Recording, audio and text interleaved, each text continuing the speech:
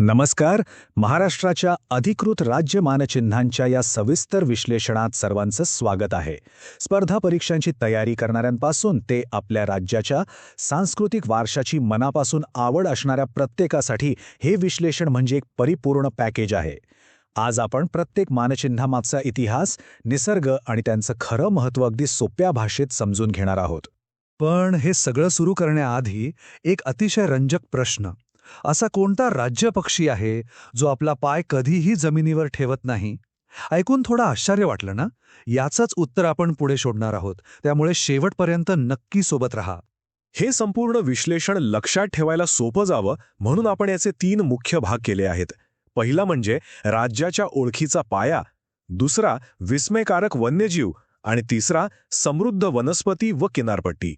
चला तर मग पहिल्या भागापासून सुरुवात करूया, जो आहे राज्याच्या ओळखीचा पाया.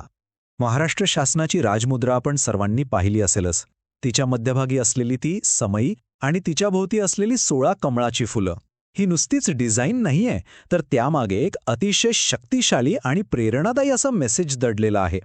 आणि या मुद्रेचं सगळ्यात मोठं वैशिष्ट्य म्हणजे त्यावरचं हे संस्कृत ब्रीदवाक्य, प्रतिपच्चंद्र लेखेव वर्धिष्णुर विश्ववंदिता महाराष्ट्रस्य राज्यस्य मुद्रा भद्राय राजते. हे वाक्य थेट छत्रपती शिवाजी महाराजांच्या ऐतिहासिक राजमुद्रेवरून घेतलं आहे. हा खऱ्या अर्थाने आपला एक अतिशय अभिमानास्पद वारसा आहे. आता या संस्कृत श्लोकाचा अर्थ काय होतो? तर या राजमुद्रेचं वैभव पहिल्या दिवसाच्या चंद्रासारखं वाढतच जाईल. ती संपूर्ण जगाला वंदनीय होईल आणि ती फक्त लोकांच्या कल्याणासाठीच झळकेल. विचार करा, ऐतिहासिक संदर्भासोबतच यात दडलेला लोककल्याणाचा निखळ हेतू किती स्पष्ट आहे. आता राजमुद्रेकडून वळूया आपल्या ऊर्जावान राज्यगीताकडे. जय जय महाराष्ट्र माझा, गर्जा महाराष्ट्र माझा. या गीतामागे एकापेक्षा एक महान दिग्गजांचा संगम पाहायला मिळतो. कवी राजा बढे यांचे अप्रतिम शब्द, शाहीर साबळे यांचा तो बुलंद आवाज आणि संगीतकार श्रीनिवास खळे यांचं संगीत. हा खरोखरच एक मास्टरपीस आहे. या राज्यगीताचा प्रवासही तितकाच ऐतिहासिक आहे बरं का. 1 मे 1960ला जेव्हा राज्याची स्थापना झाली तेव्हा तत्कालीन मुख्यमंत्री यशवंतराव चव्हाण यांच्यासमोर हे पहिल्यांदा गायलं गेलं. आणि मग अनेक वर्षांनंतर 19 फेब्रुवारी 2023ला म्हणजे शिवजयंतीच्या मुहूर्तावर याच्या 2 चरणांना महाराष्ट्राचं अधिकृत राज्यगीत म्हणून कायदेशीर दर्जा मिळाला.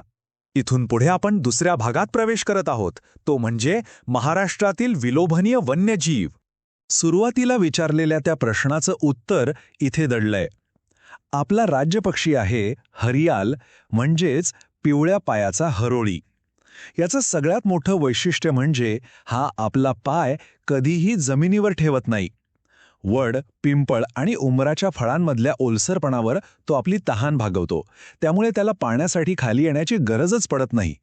झाडांच्या शेंड्यावरच राहण्याचं त्याचं हे वैशिष्ट्य खरोखरच अचंबित करणारं आहे. त्यानंतर येतो आपला राज्यप्राणी शेकरू. ही इंडियन जायंट स्क्विरल म्हणजेच खारीच्या कुळातली अतिशय रुबाबदार पण तितकीच लाजाळू खार आहे. विशेषतः पश्चिम घाटातील भीमाशंकर, महाबळेश्वर, आंबोली आणि ताडोबा इथं ती दिसते. भूगोलाच्या दृष्टीने ही माहिती खूप महत्त्वाची आहे की महाराष्ट्र शासनाने पुण्यातील भीमाशंकरमध्ये शेकरूसाठी एक खास अभयारण्यच राखून ठेवलं आहे. पण ही काही साधीसुधी खार नाहीये. या खारीचा आकार बघितला तर एका शेकरूची लांबी तब्बल 3 फुटांपर्यंत असू शकते.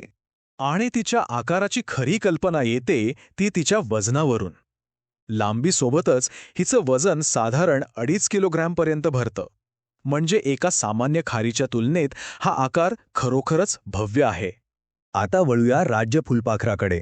ब्ल्यू मॉर्मन, ज्याला स्थानिक भाषेत आपण प्रेमाने राणी पाकोळी असंही म्हणतो. मखमली काळ्या पंखांवर निळ्या रंगाची ती विलोभनीय छटा हे याचं प्रमुख वैशिष्ट्य आहे.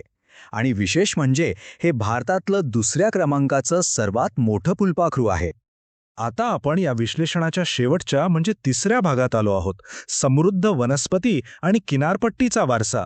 राज्यफूल आणि राज्यवृक्ष या दोघांची तुलना केल्यास एक अतिशय सुंदर चित्र समोर येतं.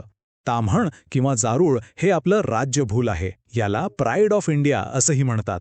याच्या जांभळ्या, गुलाबी किंवा लॅव्हेंडर रंगाच्या झालरीसारख्या पाकळ्या बरोबर 1 मेच्या महाराष्ट्र दिनाच्या आसपासच फुलतात. आणि दुसरीकडे आहे सर्वांचा लाडका आंबा, जो नुसताच राज्यवृक्ष नाही तर राज्याचं फळ म्हणूनही दुहेरी भूमिका पार पाडतो.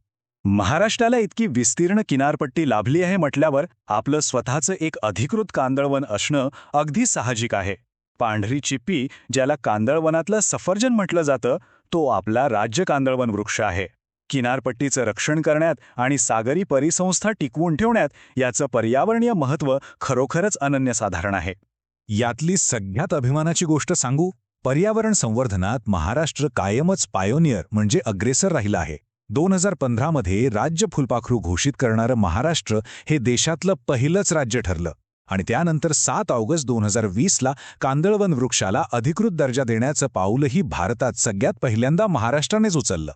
आता हे सगळं एकाच ठिकाणी पाहण्यासाठी हा तक्ता नक्की बघा. यात सर्व मानचिन्हे आणि त्यांची शास्त्रीय नावे अगदी सुटसुटीत दिली आहेत. शेकरूचं रॅट्युफा इंडिका, हरियालचं ट्रेरॉन फोइनिकॉप्टरस, तामळ म्हणजे लॅक्झोस्ट्रोमिया स्पेसियोजा, आंब्याचं मँजिफेरा इंडिका, ब्लू मॉर्मॉन म्हणजे पॅपिलिओ पॉलिमॅनोस्टोर आणि पांढऱ्या चिप्पीचं सोनेर्शिया अल्बा. स्पर्धा परीक्षांसाठी ही माहिती अगदी मस्ट हॅव आहे, त्यामुळे व्हिडिओ पॉज करून याची नोंद नक्की घ्या. जेव्हा आपण पाहतो की महाराष्ट्र ब्लू मॉर्मॉन आणि पांढऱ्या चिप्पीसारख्या महत्त्वपूर्ण प्रतीकांना मान्यता देण्यात आघाडीवर आहे, तेव्हा मनात एक विचार नक्की येतो. आपल्या बदलत्या पर्यावरणाचा समतोल राखण्यासाठी अशी कोणती नवीन प्रजाती असेल जिला भविष्यात आपल्या तातडीच्या संरक्षणाची आणि अधिकृत मान्यतेची गरज भासेल? हा प्रश्न विचार करायला लावणार आहे ना?